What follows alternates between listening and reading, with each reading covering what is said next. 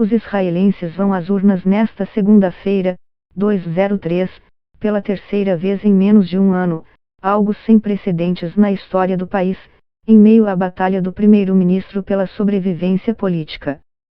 Um raio político atingiu a campanha eleitoral duas vezes no mesmo dia, quando o plano de acordo de paz de Trump foi anunciado e um julgamento de corrupção foi definido para Netanyahu. Mas os israelenses parecem imperturbáveis com o trovão. Netanyahu busca sua quinta reeleição 2 semanas antes do prazo para prestar esclarecimentos em um processo no qual é acusado de corrupção. O prazo vence em 17 de março. Em novembro, ele foi acusado formalmente pelo Procurador-Geral de Israel dos crimes de corrupção, fraude e abuso de confiança em 3 casos isolados. Adversários políticos cobraram o afastamento de Netanyahu. Mas mesmo se ele for condenado, ele não seria obrigado a deixar o cargo até que todos os recursos do processo sejam analisados. Netanyahu, de 70 anos, é o primeiro-ministro israelense há mais tempo no cargo. Ele governou de 1996 a 1999 e agora desde 2009. Em dezembro, ele ganhou com folga as eleições primárias pela liderança de seu partido de direita, o Likud. Seu principal rival na eleição, Benny Gantz, de 60 anos, é um general reformado que atuou como chefe das Forças Armadas de Israel antes de entrar para a política como líder do partido de centro azul e branco.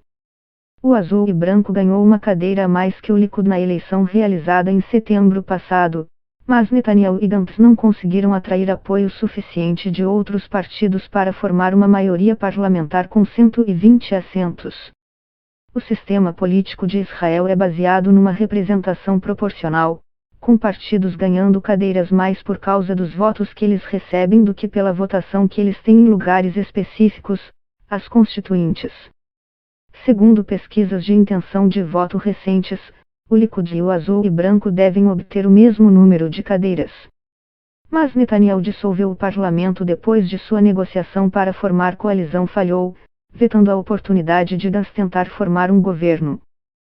Se o Likud ganhar e for capaz de construir coalizão, Netanyahu prometeu anexar assentamentos judaicos e uma ampla faixa de terra conhecida como Vale do Jordão, ambos na Cisjordânia ocupada. Essa promessa se tornou possível depois que o presidente americano, Donald Trump, divulgou em janeiro sua proposta de acordo de paz para o Oriente Médio. Trump afirmou que os EUA iriam reconhecer a soberania de Israel sobre um território que, na minha visão, é parte do Estado de Israel. O acordo de paz proposto por Trump também foi endossado por Gantz, e embora ele também se comprometa a anexar o Vale do Jordão e os principais blocos de assentamentos judaicos, é menos claro se ele iria tão longe quanto Netanyahu. Mais de 600 mil judeus vivem em cerca de 140 assentamentos construídos desde a ocupação de 1967 na Cisjordânia e em Jerusalém Oriental. Os assentamentos são considerados ilegais do ponto de vista do direito internacional, mas Israel e EUA contestam isso. O plano dos Estados Unidos prevê também um agrupamento de cidades e vilas árabe-israelenses num futuro Estado da Palestina, o que transferiria efetivamente cidadãos árabes para fora de Israel. Um desempenho eleitoral significativo da aliança de partidos árabes poderia ampliar as chances de Benny Gantz de formar um governo talvez mais favorável a essa população. Israel tem 6,3 milhões de eleitores, e os grupos sociais, étnicos e religiosos aos quais pertencem podem ser um fator-chave em suas decisões sobre o que fazer no dia da eleição. A população haredi, ultra-ortodoxa, é de mais de 1 milhão de pessoas.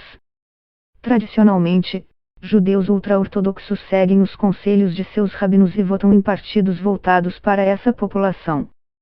No entanto, cada vez mais ultra-ortodoxos votam em partidos maiores, principalmente os de direita.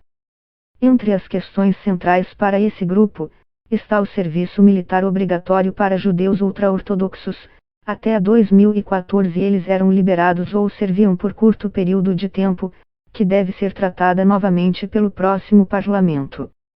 O número de árabes que foram às urnas aumentou em 2015, quando 4 partidos concorreram em uma coligação árabe, ocupando 13 cadeiras no parlamento. Mas o grupo se dissolveu antes da eleição atual.